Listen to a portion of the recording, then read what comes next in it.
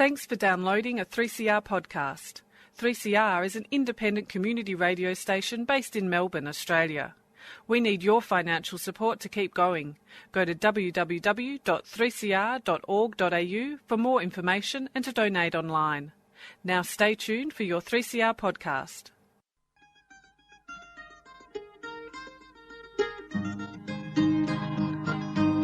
We're putting up new buildings, we're knocking down the old. We're working in the summer heat and in the winter cold. And the labour power we sell, me boys, for a hard-earned weekly pay produces mighty profits for the greedy MBA.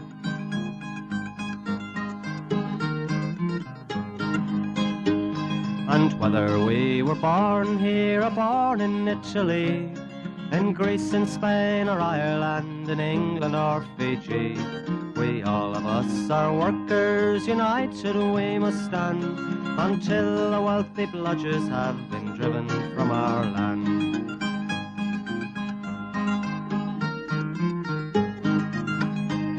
We faced deregistration, it backfired in the face. We're not fooled by arbitration, we won't stay in our place. We hit the bosses hard and fast to win and keep our gains, and break a couple of concrete pours to back our log of claims. So keep your powder dry and hold your head up high. It's class to class and face to face, our limit is the sky. We've got a fighting history and we never will be cowed. Our builders' labour is a name to make a man feel proud.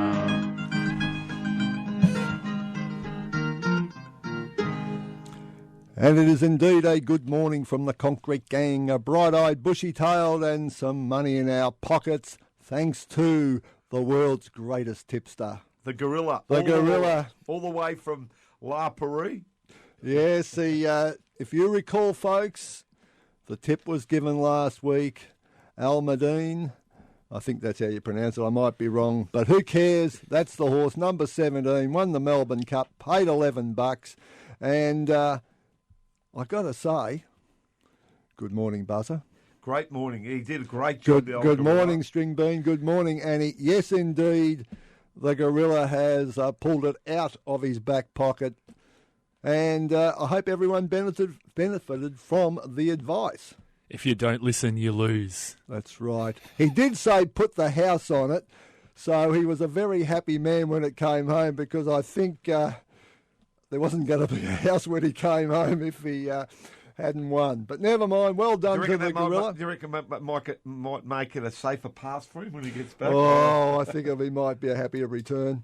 Anyway, to our good friend Uncle Dennis Callagher out there, we got you the tip, son. I hope you got plenty on it.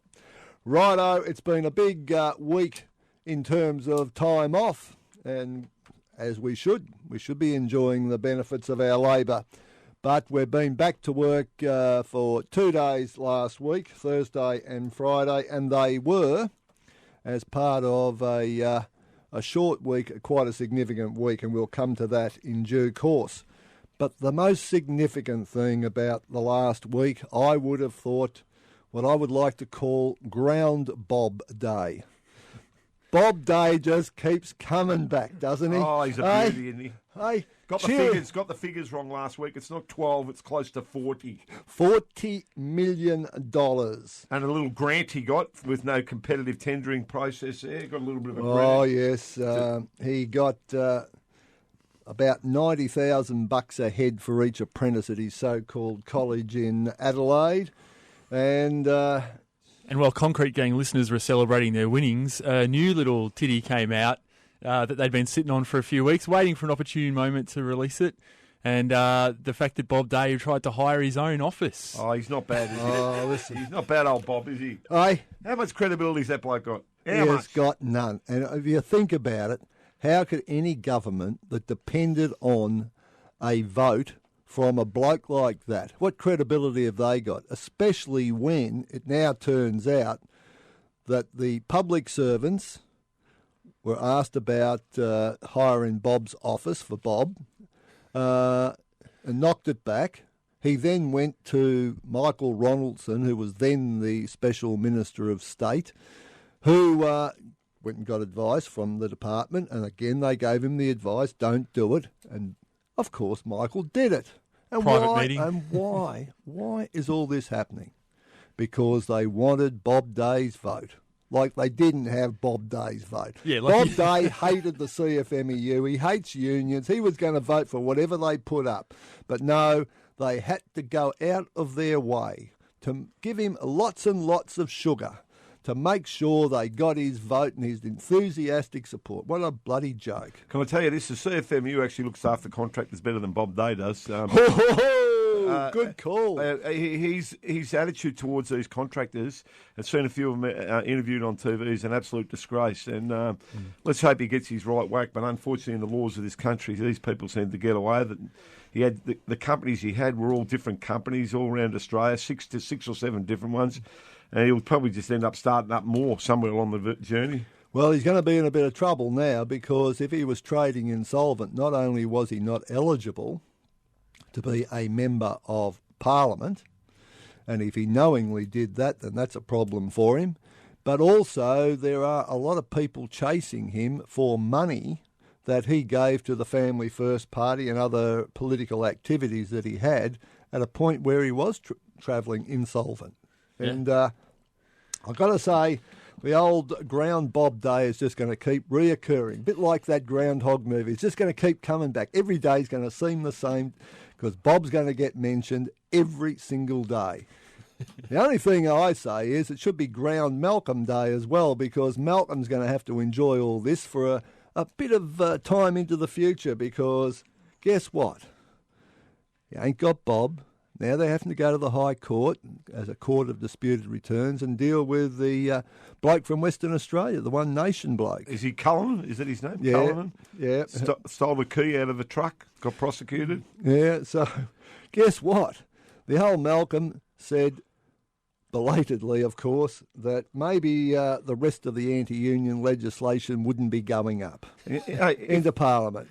So here you go. It's all those builders, all those contractors out there saying, oh, the code's coming, the code's coming, the code's coming. Which decade is the code coming? We may not even have a Turnbull government by Christmas the way they're going.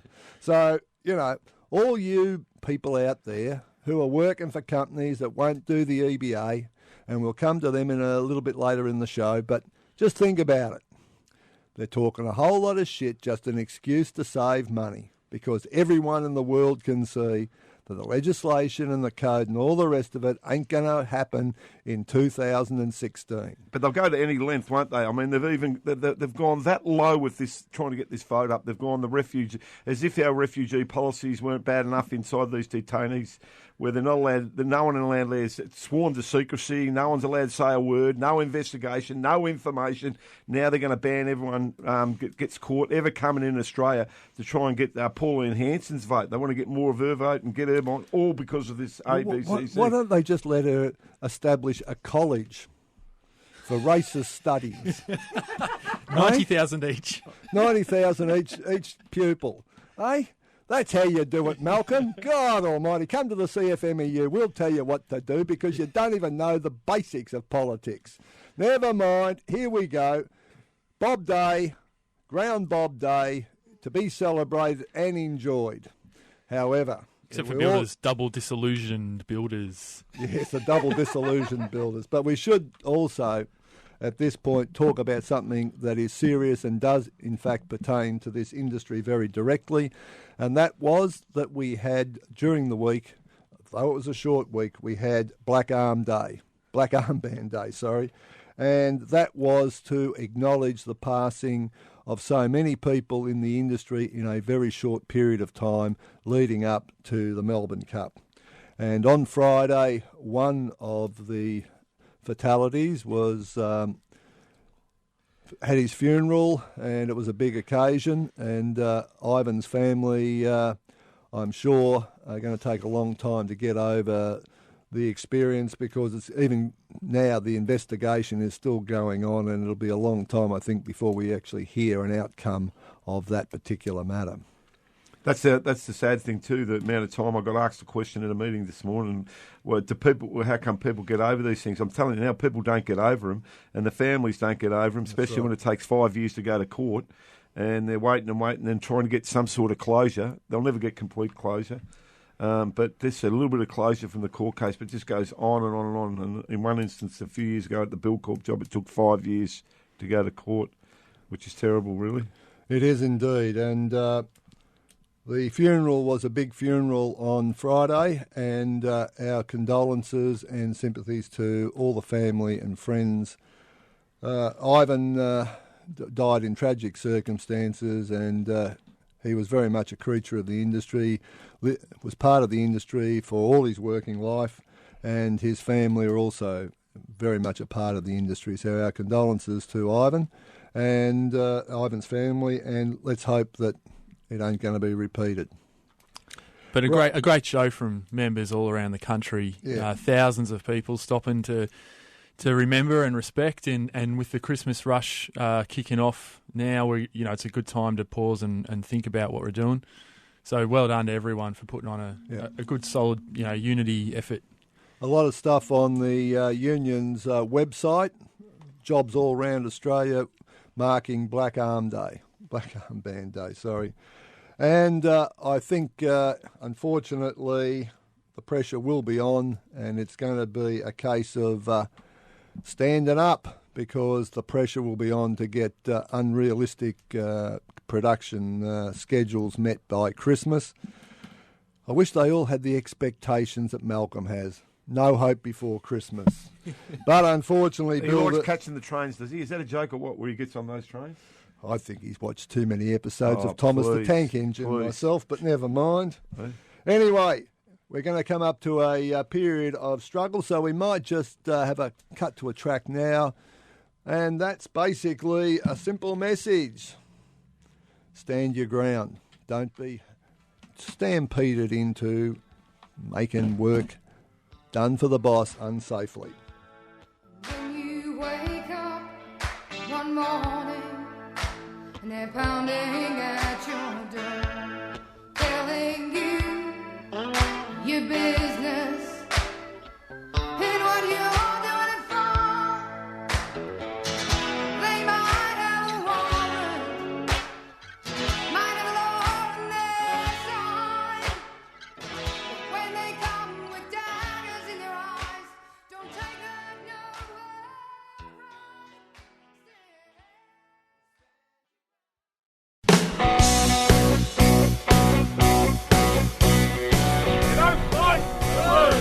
Concrete gangs, here to stay. You don't fight, you lose. Stand and struggle, stand and win. Whatever it takes, whatever the stakes.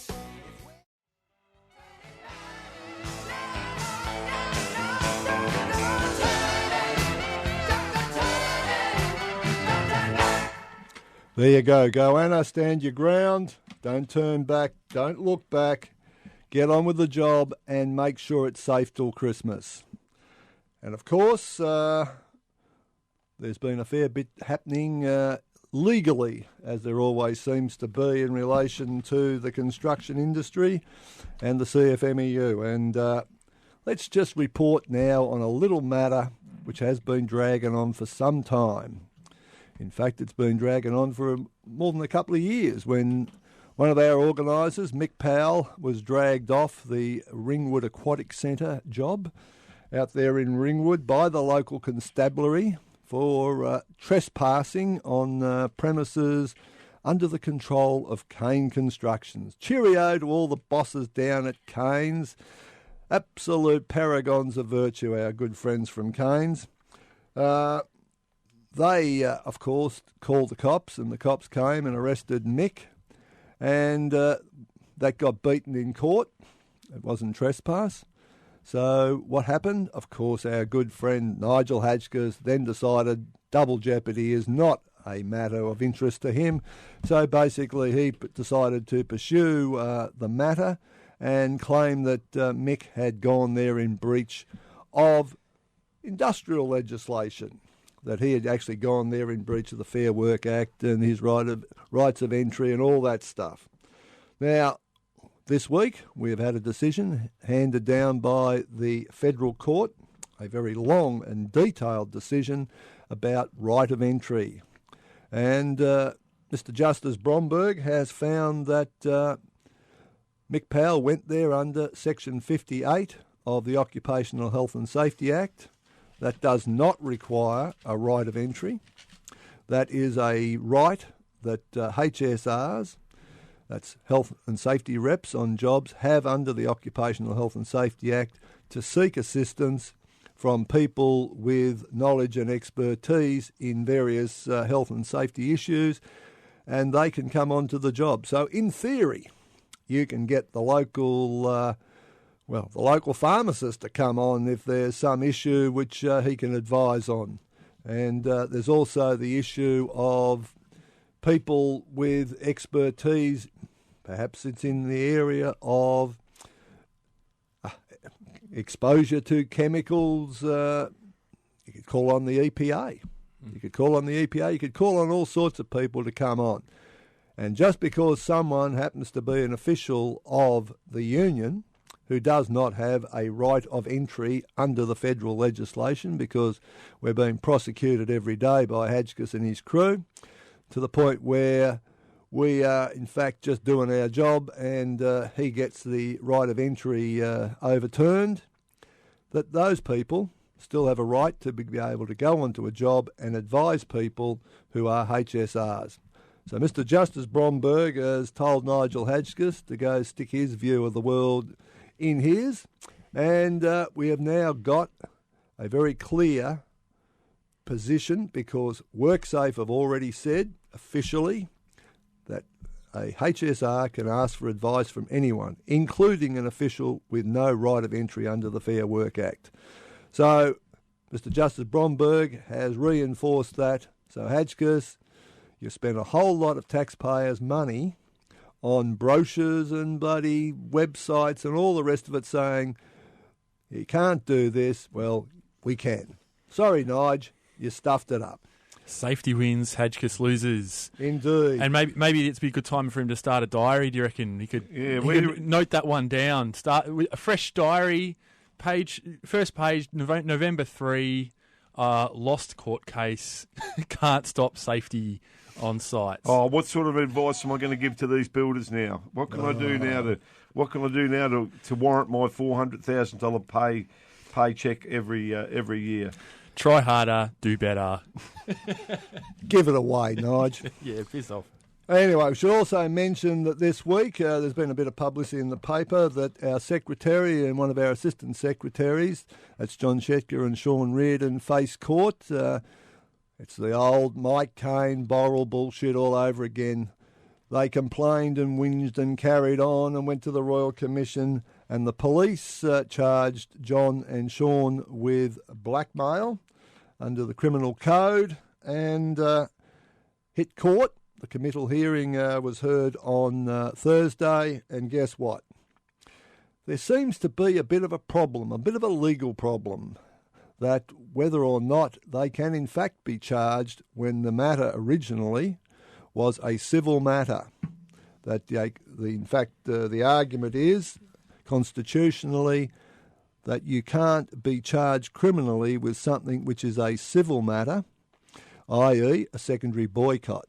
So it's all been referred back to the magistrate, and the magistrate's going to rule next Wednesday, and we'll keep you up to date on what's going to happen next. And surprise, surprise, a big backlash at the Borrell shareholders meeting this week, where the shareholders put in a complaint about their salary pay increases. Stay tuned. They want more money.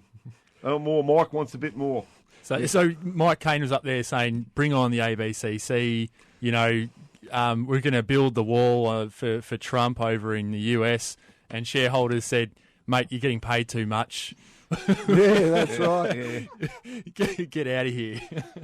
That's it.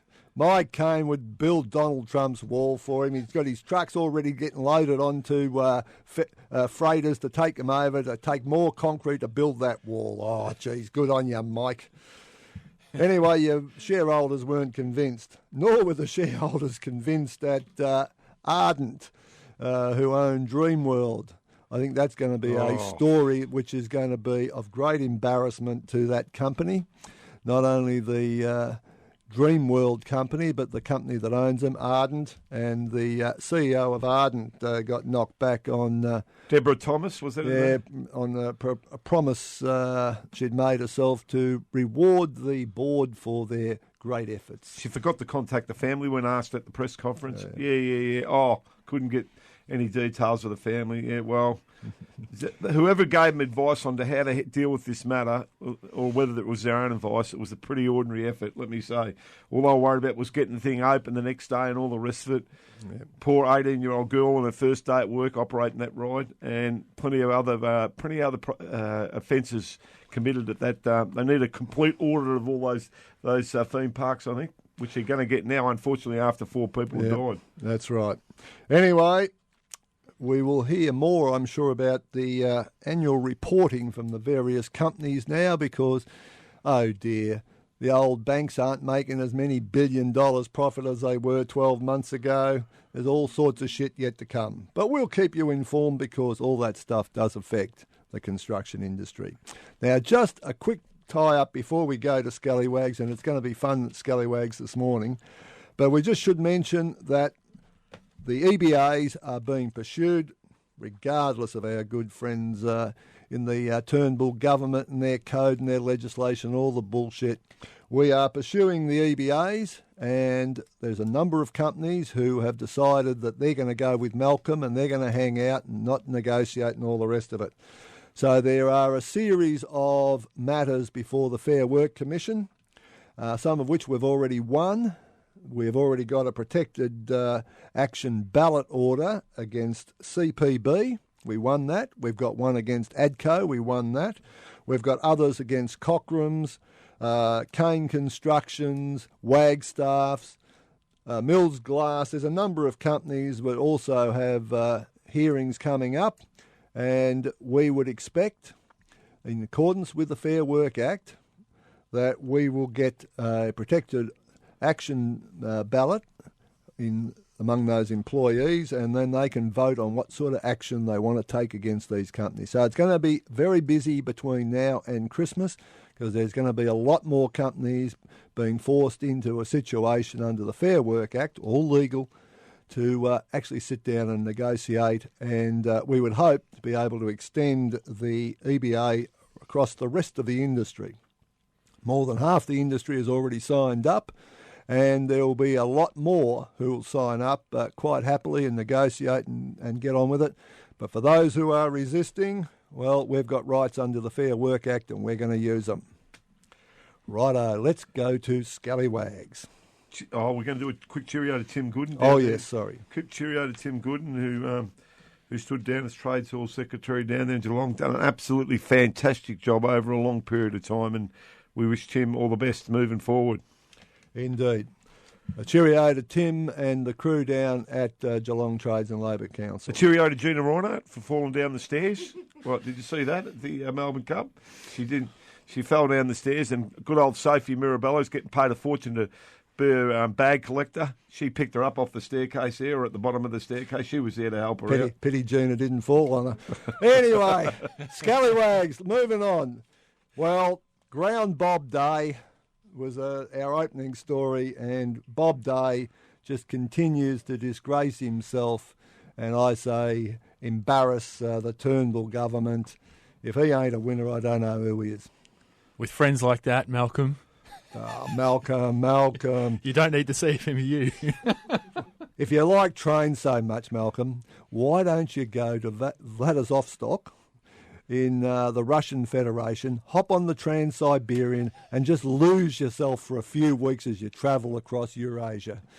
Righto, we should also, even though I'm absolutely hot for Bob, we should also mention, we're going to cook Bob, we're going to be hot for Bob, don't worry.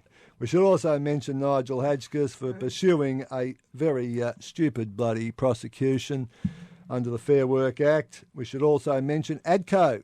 Yeah, ADCO. Breached the EBA on the shutdown weekend, but stay tuned. Indeed. Andrew Robb, we should mention him. Jobs Hey? for the boys. Jobs for the boys after he did so much to get a free trade agreement with China and basically put Australian manufacturing jobs at risk. And selling the port. And selling the port of Darwin, all the rest of it. Now he's taken the ultimate Judas coin, the old pieces of silver from the Chinese government, another Chinese government-owned company, a bit like John Holland. You know how it was a bunch of gold watches that the Liberals were coming back with after their meetings? Apparently, Andrew Robb got a banner that's about 10 metres high, big red banner. You know, how great is Andrew Robb? and we reckon that free trade deal is good for Australia? Yeah, right. Yeah, good on you, Andy. What about Joe, the worst rugby union player in Australia? Joe, I don't mind looking after my own family hockey. Don't worry. Shocker. Eh? Righto. We're going to finish up. Come on, we're going to finish up. Who are we going to give And it to? I want to nominate for Suki Lala this week, Gary Woodburn. Oh, Gary. Hey, the Gaz. toe cutter. The toe cutter. Gaz, See ya, Gary. He'd have no mates. Have no mates. He's leaving CUB. So we're going for Bob Day, yeah? Bob Day. Scallywag of the week. He'd have to win it. And Gary Woodburn for Suki Lala because he's having a big cry because he did their bidding and now he's getting the boot. So we're going to go out now, same old way. Dare to struggle, dare to win. If you don't fight, you lose. And good morning from the Concrete Gang with a little song for our good friend Gary Woodburn. You booted all those poor maintenance blokes out of the place, and now you're going. And cheerio, see you later, Gaz. So long.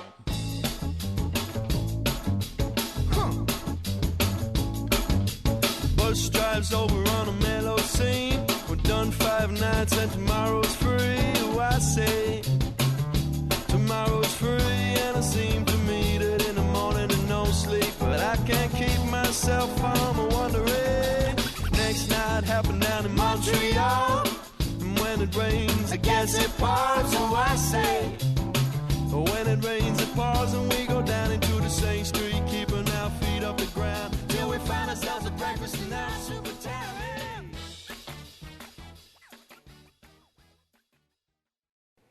You've been listening to a 3CR podcast produced in the studios of independent community radio station 3CR in Melbourne, Australia. For more information, go to allthews.3cr.org.au.